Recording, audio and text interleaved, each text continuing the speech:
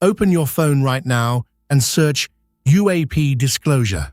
What you'll find is a wall of content, repackaged congressional testimony set to ominous soundtracks, promos for entertainment shows dressed in the language of government transparency, and trailers for fictional films borrowing the vocabulary of real whistleblower protections.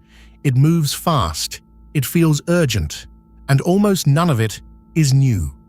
This week, no new congressional hearings were scheduled. No new Inspector General filings were made public. No FOIA releases hit the wire. The institutional disclosure pipeline produced silence. But the content pipeline, it never stopped. That gap between what's actually happening and what your feed tells you is happening is the subject we need to examine.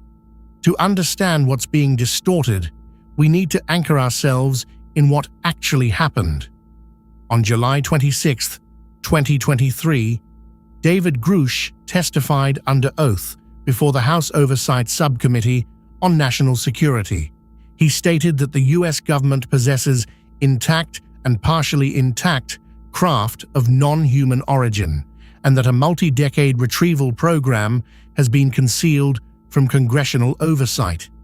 That testimony was extraordinary, not because of the claims alone, but because of the institutional framework surrounding it. Grusch had filed a complaint with the Intelligence Community Inspector General, which was deemed credible and urgent in 2022. He had legal whistleblower protections under the Intelligence Community Whistleblower Protection Act. His claims were being evaluated within a system of oversight, however imperfectly. That context is what makes the testimony meaningful, and it's exactly what gets stripped away on social media. Watch how the Grusch testimony travels. The original runs over 3 hours. It includes careful qualifications. Grusch repeatedly defers to classified settings, says, "I was informed in the course of my official duties," and draws distinctions between what he witnessed firsthand and what he was told by others. Representatives press him on specifics. He declines to answer several questions in open session. On short-form platforms, that 3-hour proceeding becomes a 12-second clip. The qualifications vanish. Non-human origin becomes a standalone declaration divorced from its evidentiary chain. A whistleblower complaint processed through the Inspector General becomes indistinguishable from someone making claims on a podcast. The content isn't fabricated, it's decontextualized, which for policy purposes can be just as damaging.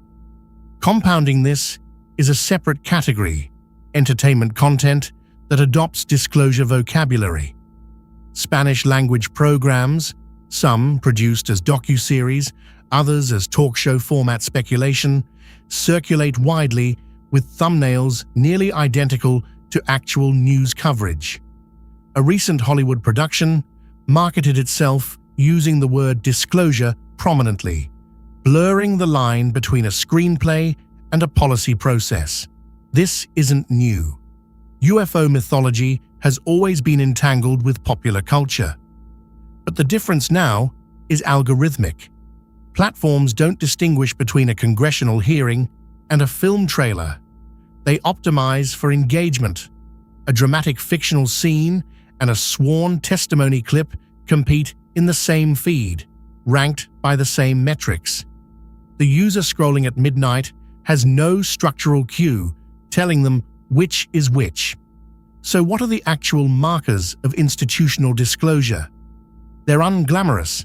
They look like legislative text, specifically the UAP Disclosure Act introduced by Senators Schumer and Rounds as part of the FY 2024 NDAA, which proposed an independent review board with eminent domain authority over recovered materials. Much of that language was stripped in conference, but its introduction remains significant. They look like the All-Domain Anomaly Resolution Office's Historical Record Report, released in 2 volumes across 2024, which concluded, controversially, that no evidence of extraterrestrial technology was found. Critics, including Grusch's attorney Charles McCullough III, the former IC Inspector General, challenged the report's methodology and access. They look like FOIA requests, Inspector General reviews, and the slow, frustrating machinery of oversight. None of it trends. This week's institutional silence is instructive. No hearings, no new filings, no official statements.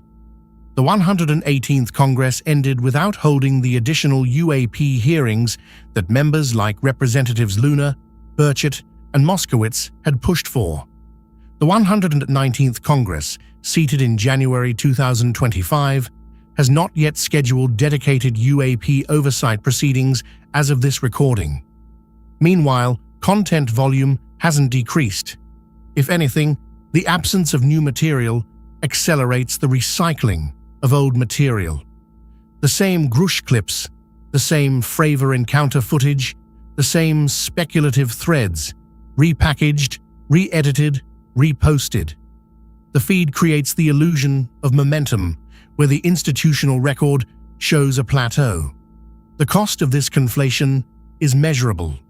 When fiction and policy become indistinguishable in public discourse, the political pressure that drives actual oversight loses coherence. A constituent who contacts their representative about UAP transparency is taken less seriously if the issue is perceived as entertainment. Journalists who covered the 2023 hearings rigorously, reporters like Leslie Keane, Ralph Blumenthal, and the team at the Debrief, find their sourced reporting competing for attention with unsourced speculation. And whistleblowers themselves are endangered. The protections Grusch received exist because Congress took the claims seriously enough to legislate safeguards. If the public conversation devolves into memes, the political incentive to maintain those protections erodes. For those following this topic seriously, a simple framework helps. Ask, is there a named, identifiable source with institutional standing? Is there an official filing, an IG complaint, a congressional record, a FOIA response? Can you access the original, unedited context? Does the claim include qualifications, or does it present speculation as certainty? And finally, is this journalism, policy, or entertainment? These questions won't resolve the underlying mystery, but they separate the signal from the noise. And right now, in a period of institutional quiet, the noise is deafening. The disclosure question hasn't been resolved. Grusch's claims remain neither fully substantiated nor formally refuted in any public proceeding. The AARO report drew criticism from multiple former officials. Legislative efforts stalled but haven't been abandoned. The institutional process is slow, incomplete, and frustrating by design. That frustration is real, but it is not solved by content that replaces process with spectacle. The most important thing happening in UAP disclosure right now may be the silence itself, because silence, in a system built on oversight, is a signal that pressure must be renewed, not that the story is over. The work continues. It just doesn't make a good reel.